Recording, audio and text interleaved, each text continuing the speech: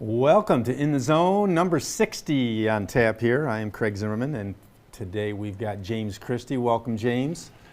And James, I know you were a graduate of Marine City High School. Yep. And I know that you went to school with my kids, so we'll talk about that a little bit. Yeah. Fairly informal, but tell us about born and raised, parents, where your original house were you? Yeah. Well, I was born in New Baltimore, and that's where both my family, the Christies and the Townsends, were all born and stuff like that. Now let me interrupt and ask, because it just goes to my mind. Related to the Christie Funeral Home? I think distant relatives. Okay. And there's a lot of Christies around. Yeah. Okay. And my mom's family, the Townsends, they actually owned Townsend's lumber mill that was down in Elginak next to the Chris-Craft plant back in the day. That's very interesting. Yeah. Because a lot of our folks here that are going to watch on Channel 6 don't know what you do, and you are Christie Marine, so you do work on boats.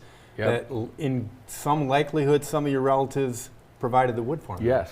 Okay. Yep. And my great-grandfather was best friends with Chris Smith, the original Chris-Craft plant and everything. That's almost Freudian. Yeah, it is. I mean, right? Yeah. Yep.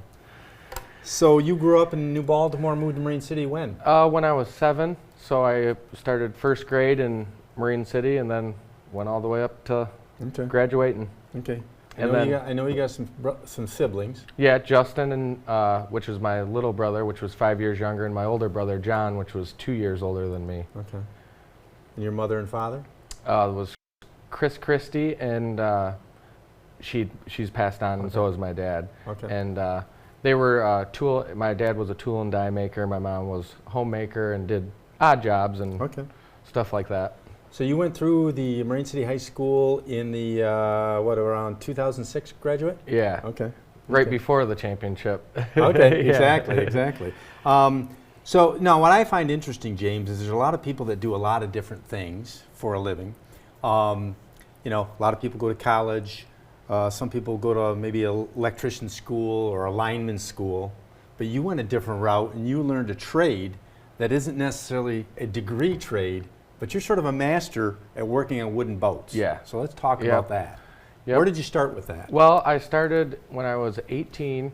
I built houses, and that fell through in 2008 with the whole market crash. And my uncle worked at this wood boat shop, and he said, "Hey, we're looking for an entry-level kid." And I just hit the ground running, and then about 5 years into that, I'm all like, this could be something I could do forever. Sure. And it just kept rolling and rolling, and 15 years at the same company, and I decided to open up my own shop. Okay. So when did you open your own shop? In August of last year. So 22? Yeah, 22. Okay. Yep. Okay. So let's tell our viewers where you're at. I'm at the Old Times Herald building in Port Huron, which is now My Mutual Mortgage is in the front, and then you drive around back, and then my shop's in the back there. Okay. You do a lot of work for Mark and Hale Walker, who have their boats in there and own the building. Yep. Okay. Yep. And right now I have, I think, 4 or 5 boats in there right now, and I also go to on location boats to marinas, or I got to go to Port Sanilac for one in the harbor. So we travel and do it in the shop. Okay. Now, you do this by yourself, or do you have any workers? I just hired a worker 2 weeks ago, and it's going great. Okay. Now, what kind of background did the person that you hire have? Well, he was a teacher, actually, at Port Huron Northern, and he's retiring out of that, and he was a handy guy. He knows electrical, kind of rough carpentry stuff, so he's kind of fresh, but he's real knowledgeable. Good initiative and knowledge. And he's knowledgeable, yeah. Okay. Yep. Not afraid to work. You're right, not afraid to work. Okay. Yep. Now, do you see it as a point of adding any other people? I'm getting more calls every day, so I will be hiring more people soon. Okay. And I would like to look at something like this just to break it down from the aspect that, you don't have to go to college and you don't have to necessarily go to a trade school to learn a trade. This is a prime example of one learning on the job. Yeah, yep, on the job. Well, there is a boat building school up in northern Michigan, but that's more of building one from scratch Scratch. than a restoration. Sure. And you do probably, as a small shop, a little bit of everything. Oh yeah, yep, So you get involved in the electrical. yep. Of course, if you look back at some of the boats that you're doing, a lot of those boats could be anything from a 1940 to a 1970. Would you say that's probably a good? Yeah, or even because they do make new wood boats, Okay. like hacker crafts that are like 2005 and stuff like Sure. that. So basically any woodwork on any type of boat we can do. Or we'll get a shell of a boat and just use it all as a template, and it's basically a brand new boat. Okay. Is there such a thing as a normal job for you? I would consider my normal job as the bright work, like sanding and varnishing stuff for like just people maintenance coats every year come in. That's, So mahogany boat, yeah, per se. yeah. Okay. Obviously, anybody that lives in this area knows what a boat transom is. It's the back of the boat. Yeah. And most old boats are wooden transoms. So that would probably be, if nothing else, the number one thing that's done is a transom gets Oh, beat yeah. up by the sun. So you need to strip it down, sand it, then apply coats to it. Yep, stain, and then we do at least 8 coats of varnish on top. Let's talk about that process. Now, coming from a layman like myself that doesn't know boats, as far as how to do it per se, what do you find? Explain the scenario of why 8 coats and not 2 coats or 3 coats. Well, you try and fill the grain. If you only have 2, 3 coats, it's not a mirror finish like glass. Usually 8 coats you can make it look like glass, but sometimes it takes 10 coats. Okay. It all depends how much it sucks into the wood. So the first 4 coats, it's really sucking it in. Okay. And then you slowly sand it, put another coat on, and finally you just wait until you get that clear glass finish. So from your perspective, when you're doing this, there is no clear-cut answer as to 8 coats. Yeah, no. So- Because that's why I tell the customers, it could be 8 coats, it could be 10 coats. So I can't pinpoint it exactly. So it's something then realistically that's right here with your eyes. Yeah, yep. And so if we did 2 or 3 boats side by side, one might be 8 coats and one might be 12 coats. Right.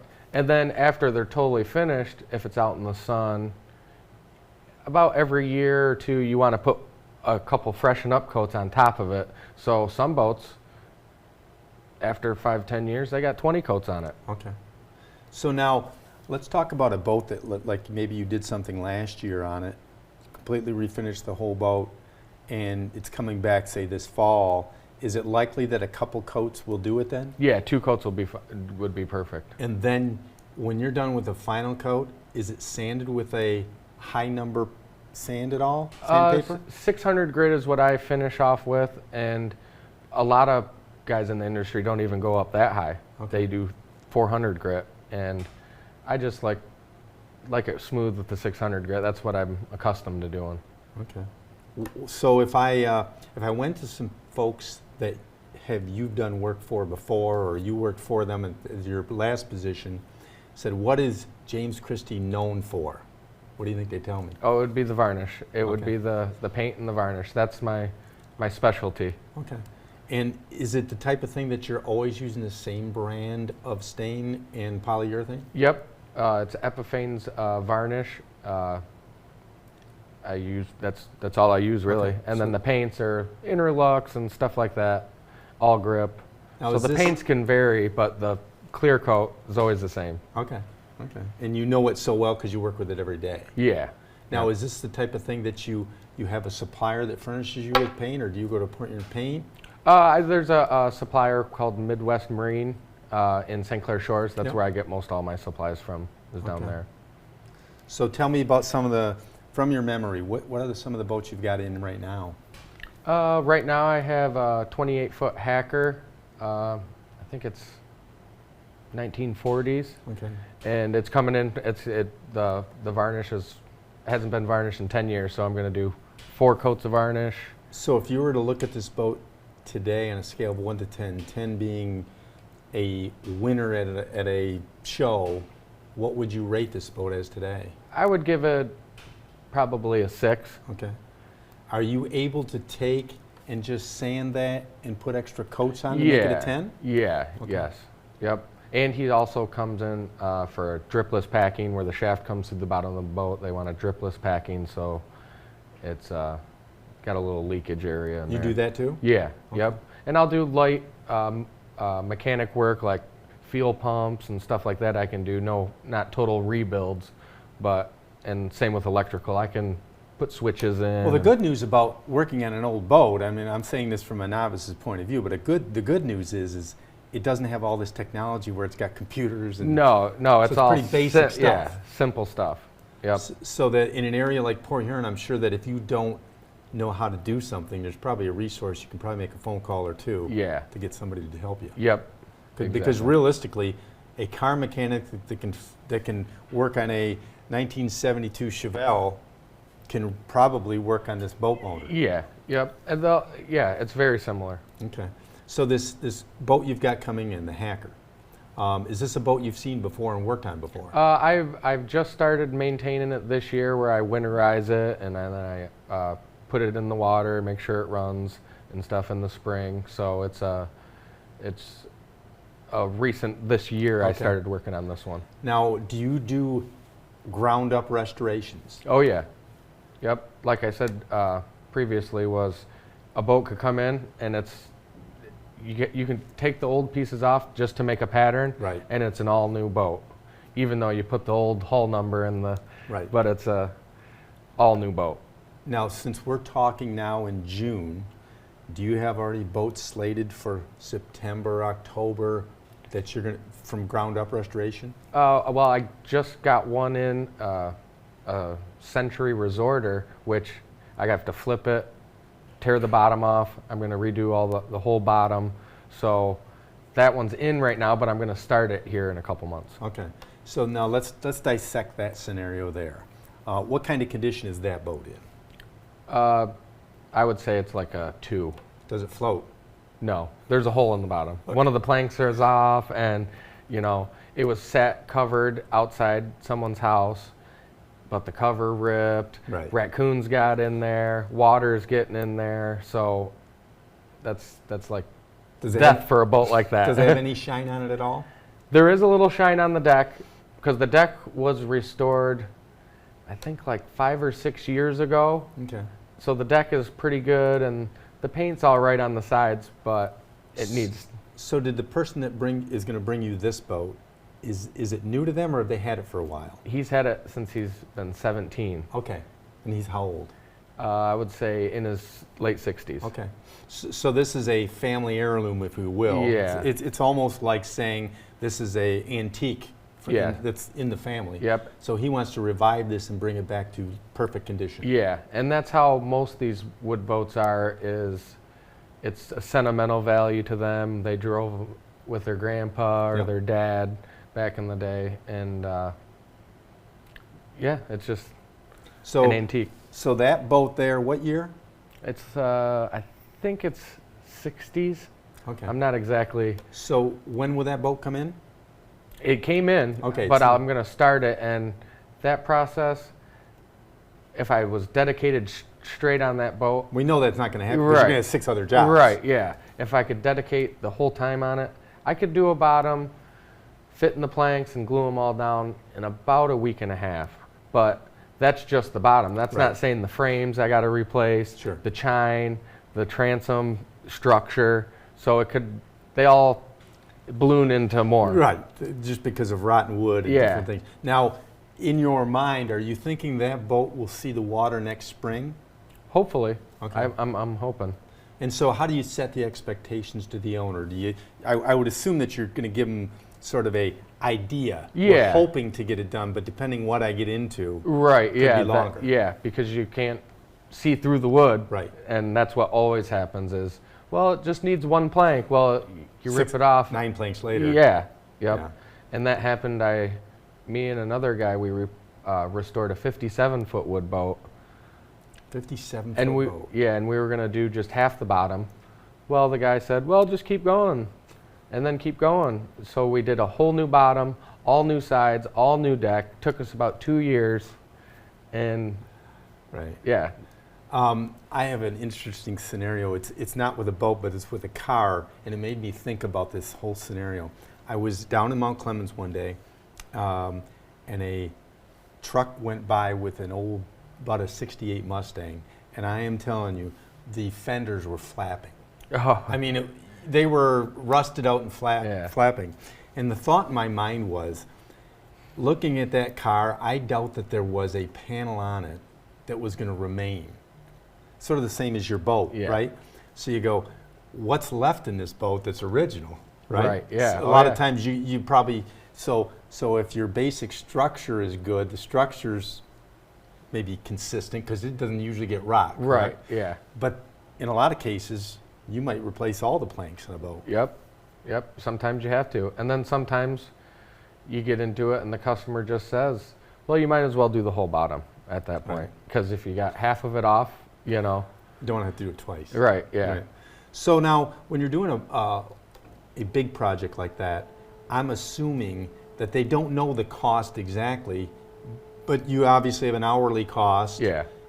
Do they have an idea going into what they want to spend? Yeah, they usually have a budget. And like to do a bottom of a boat, it's like a set price of per foot. Okay. But most jobs, it's hard to quote because you don't know what you're getting into. So in a discussion that you have with a prospective client, you're obviously giving them a ballpark. Yes. And setting them to the point, but understand. Yes. There's a chance it could be a lot more. Yes. That sometimes can become difficult, I would imagine. Oh, it's real difficult because you got to break the news to them, and they're all like, "Well, you said it was this, and now it's this," but. Right. I try and show them the best I can, come in, and a lot of times I let the customers, if they want to come help, right, and to alleviate some of the cost, that's good too. And I would imagine that your cell phone is full of a lot of pictures. Oh yeah. Because that's what you have to do to show people. Look what happened here, look what happened here. Yep. And keep records. What is the biggest thing that you took with you from, say, high school that helps you in running your business here? Well, actually, in Marine City, we had these tech classes that we used all the tools like the drill press and the bandsaw and stuff like that, and that's where I got all my passion for using woodworking tools and stuff like that. Okay. So you've got this boat coming in, you're going to take it from the bottom and start and go up. Are you going to do the sides and the top too? If the customer wants, I would assume that he would like me to do that, but it's all Depends what how their far you budget get into is and what they want to do on it. Okay. Or if they want to do it themselves, because some people say, well, I can do the paint and the varnish, I just can't do the structural work. Okay. Okay. Now, what projects are you working on now that you're in the middle of? Right now, I'm building a countertop for a 56-foot fiberglass boat, but I'm doing custom countertop, and it's going to have a wood mahogany bar area with ice bucket and stuff like that, all custom. Does it have the configuration that it's going to be now, or are you making a new configuration? A new configuration. The countertop's still the same shape, but everything on the backsplash and up is all going to be custom wood. How old of a boat is that? It's a 94, I think. Okay. So what materials are you going to build that out of? Mahogany. Okay. And stain it probably Chris Craft red or something along those lines. Now, you know what's interesting about that? I helped a friend do some work on a boat, and I had no idea exactly that term. The Chris Craft red, yeah. Now, the Chris Craft red is what I'm going to use the layman's terms. It's like a paste that looks not red, but it almost like a burnt orange. Yeah, burnt orange, brown, brownish, burnt orange. Yep. And then you got to mix it with the thinner, thin it out. Right. And that's like a paste, and that not only is it giving you color, but it's also sort of filling in the grain a little bit. Okay. Yep. So you learn something every day. Do you do much blonde wood? Any like Norwegian colors? Oh yeah. Because some of the old boats, they have blonde king planks and stuff like that. And what I would do there is you sand it all perfect, then you bleach it, and then again with the paste stain, there's a old Chris Craft blonde stain that several different companies like have the patents for them. So there's a couple different brands you can get. Okay. And yeah, same process. Do you work with teak a lot? Yep. Seems like teak was in a lot of boats and the interiors and even the swim platforms, it seems. Yep. And Thursday I'm going up to finish up. I built some teak shelves in a Grand Banks up in the Port Sanilac Harbor, where I go up there and now I got to do the finish work. Okay. Is there a particular job, whether it's a transom or a top, the deck, something that you like to do more than another? I wouldn't necessarily. I like it all, really. Like I like all the aspects of the wood boat restoration. Now, really. what kind of sanding mechanisms are you using? I'm sure you're using something that has a vacuum system. Yep, I use all Festool tools. They're all interchangeable and they hook up to a vacuum. And let's talk about that, because I bought a Festool last year, and I never knew what it was. But I think some people will find it interesting, in that. So I know you can buy a couple different models of Festool has several models of the sanders, but it has a tube, and it goes to its own vacuum system. Yeah. So it vacuums it up.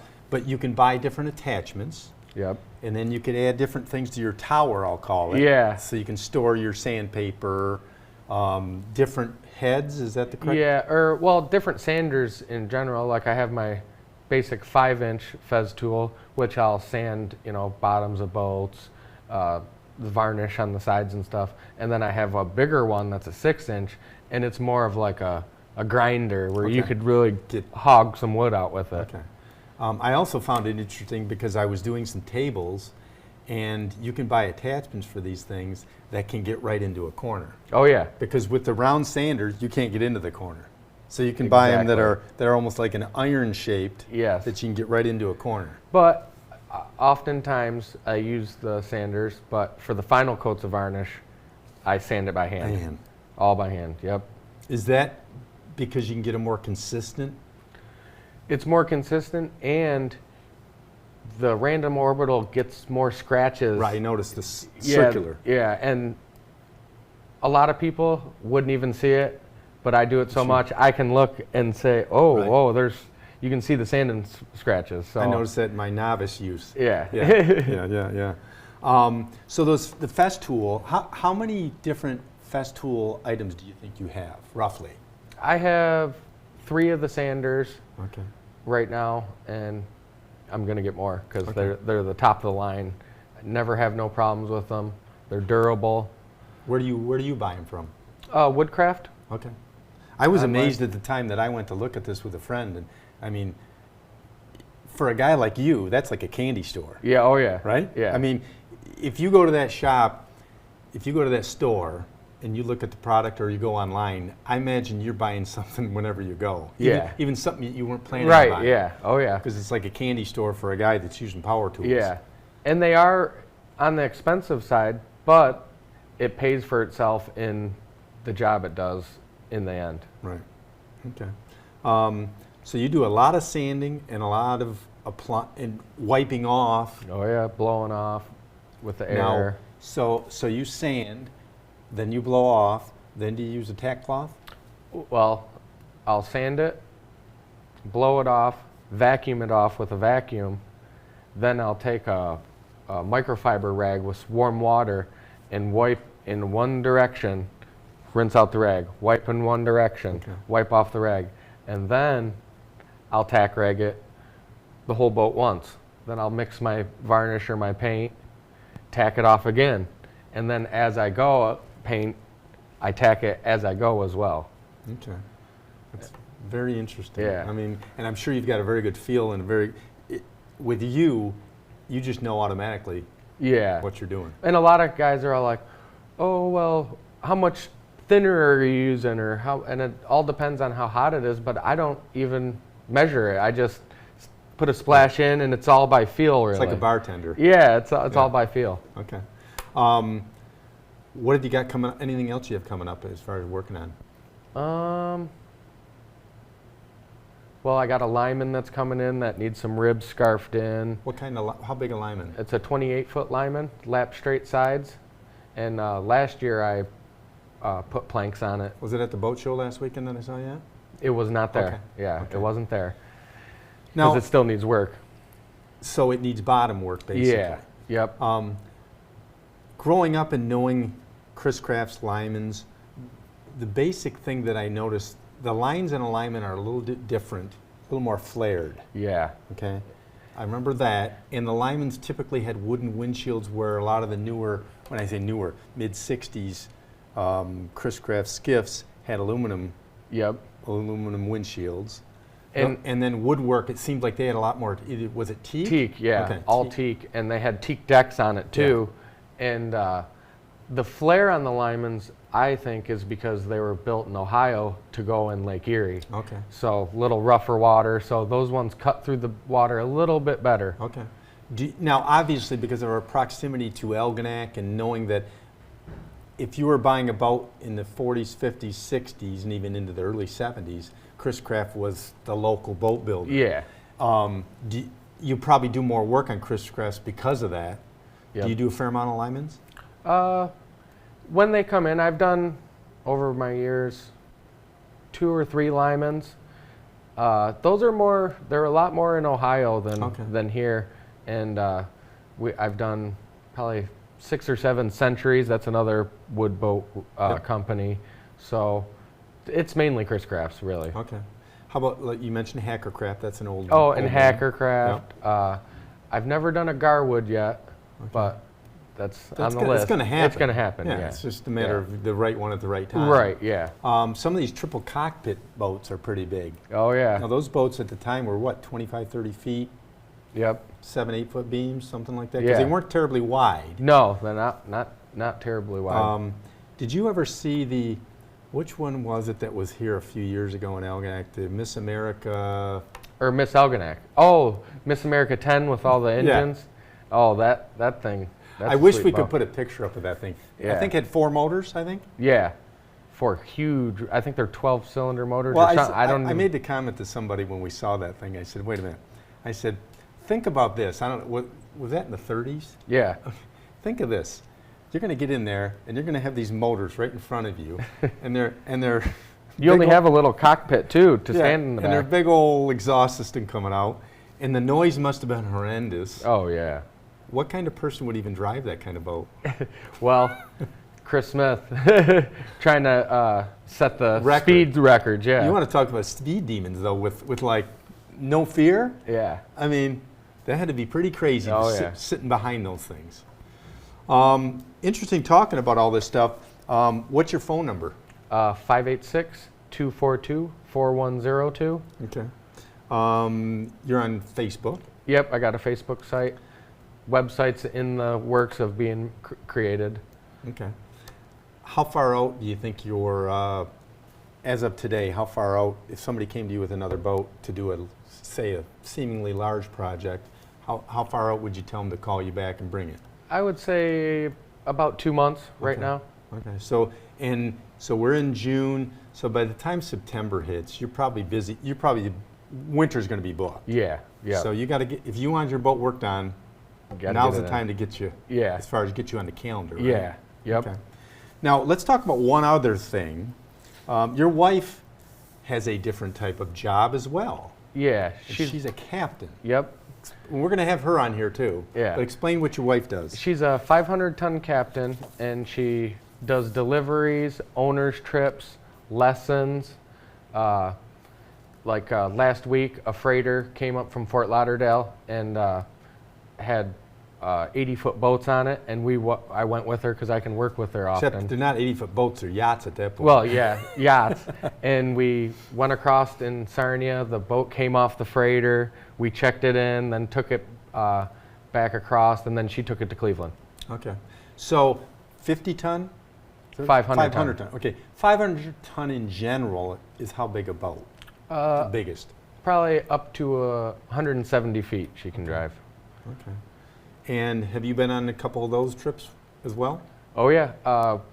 2 months ago, I went with her, a family of 8 from Traverse City, bought a brand new build that got delivered to Fort Lauderdale, and we took them on a 16-day Bahamas trip where we stopped at 10 different islands, because that's what she loves, taking the owner's trips to Bahamas, and she knows all the local spots. knowledge and where to go, and it's excellent. So when you go on a trip like that, is it a vacation? No, I work. I'm the mate where I gotta Right. wash the boat, do the lines and fenders. Okay. So now being a captain like that, how many jobs in a year does she do where she's gone for, like, to bring a boat halfway across the country? I would say it's intermittent. Usually early or fall and spring is when they want Busy. them to move up and down. And she does about 3 or 4 big jobs a year, and then it's all local jobs where someone needs their boat from Detroit Yacht Club to Jefferson Beach Marina, or, you know. And she also has a roster of captains where if she can't do the job, Somebody else. she sets them up. So, and we'll get into more detail with her, but in general, how big a boat before you need a captain's license to drive it? I think it's right around 70 or 80 feet where Okay. you have to have a captain. Okay. So then when somebody, like you say, from Detroit needs a boat brought for service somewhere, Yeah. they call to have it done. Yep. Okay. I've heard stories from people that the islands, like you went on, those are tremendous cruises because there's so many little islands in the Bahamas. Yeah. Oh, yeah. Yep. I think, yeah, like I said, we stopped at 10 different islands, but it's all dependent on the tide, too, because some of these spots you can't get in unless it's the right time of day. Right. And we're swimming with sharks, we're diving in caves, like it's cool. Okay. Okay. Appreciate you coming by. We'll certainly give your number out again, and we'll have your wife in here to talk about her captain's business. But we look forward to seeing you again. And you know, James does a great job. And I say that from the standpoint, I know some of the people you do work for, so it's quality work. We talked earlier about hiring additional people. Do you need anybody now? It wouldn't hurt to come and put an application in or see what kind of skill level you guys have, because, like I said, I'm getting more calls every day, so I could take someone on. So the right person with the right, skills, Yeah. and the right, position of ethic. work in the head. Yeah. You'd be willing to go. Yeah. Yeah. I'm sure it's going to be a growing venture because there's not many people doing what you do. Yeah. So, good work with you, James. Thanks for stopping by, and we'll Yeah, catch you thank next you. time. My phone number's up there, 586-707-5811. If you know anybody like James that would be an interesting one to have on In the Zone, let us know. Until next time, we'll say this is number 60 in the books. Thank you.